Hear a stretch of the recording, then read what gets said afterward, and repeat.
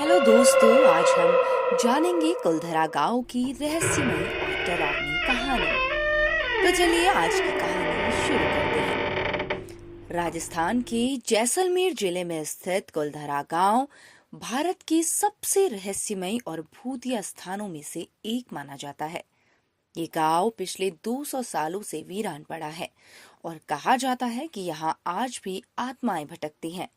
रात के समय यहाँ जाने की मनाही है क्योंकि कई लोगों ने यहाँ असामान्य घटनाएं महसूस की हैं।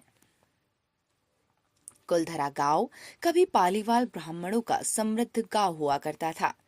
पालीवाल ब्राह्मण अपनी बुद्धिमत्ता और व्यापार कौशल के लिए प्रसिद्ध थे। इस गांव में सैकड़ों परिवार खुशी खुशी रहते थे, लेकिन फिर एक भयानक घटना घटी जिसने पूरे गांव को वीरान कर दिया। कहते हैं सलीम सिंह उस गांव में रहता था जो जैसलमेर का दीवान था। जैसलमेर का दीवान सलीम सिंह बेहद क्रूर और लालची था। उसने कुलधरा गांव की एक सुंदर ब्राह्मण युवती पर बुरी नजर डाल दी। उसने गांव वालों को धमकी दी कि अगर उन्होंने लड़की की शादी उससे नहीं करवाई तो वो पूरे गांव को तबाह कर देगा। ब्राह्मण समुदाय ने यह अपमान सहन नहीं किया और एक कठोर निर्णय लिया।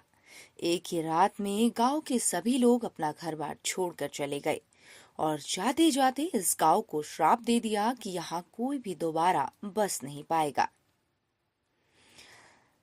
दोस्तों, रात के समय लोगों ने यहाँ अजीब अजीब आवाजें सुनी हैं, और जैसे किसी के चलने की, बातें करने की या रोने की आवाजें। कई पर्यटकों ने गांव में घूमते हुए महसूस किया कि कोई उनके पीछे चल रहा है, लेकिन पीछे मुड़ने पर वहां कोई नहीं था। इसके अलावा यहाँ अचानक कैमरा खराब हो जाना, कारों का अचानक बंद हो जाना या लोगों को एक अनजानी शक्ति का अनुभव होना आम बात है। आज भी ये गांव खंडहर में तब्दील हो चुका है, लेकिन ये एक प्रसिद्ध पर्यटन स्थल बन चुका है।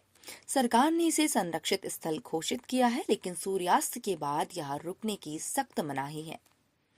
इसके अलावा इस जगह पर कई वैज्ञानिक शोध भी कर चुके हैं, लेकिन वे भी इस जगह के रहस्यमय घटनाओं का कोई ठोस कारण अब तक नहीं खोज पाए हैं।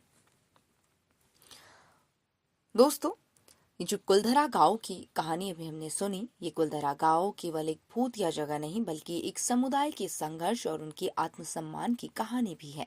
चाहे ये श्राप सच हो या नहीं, लेकिन यहाँ के सन्नाटे और डरावने माहौल को देखकर कोई भी कांप उठता है।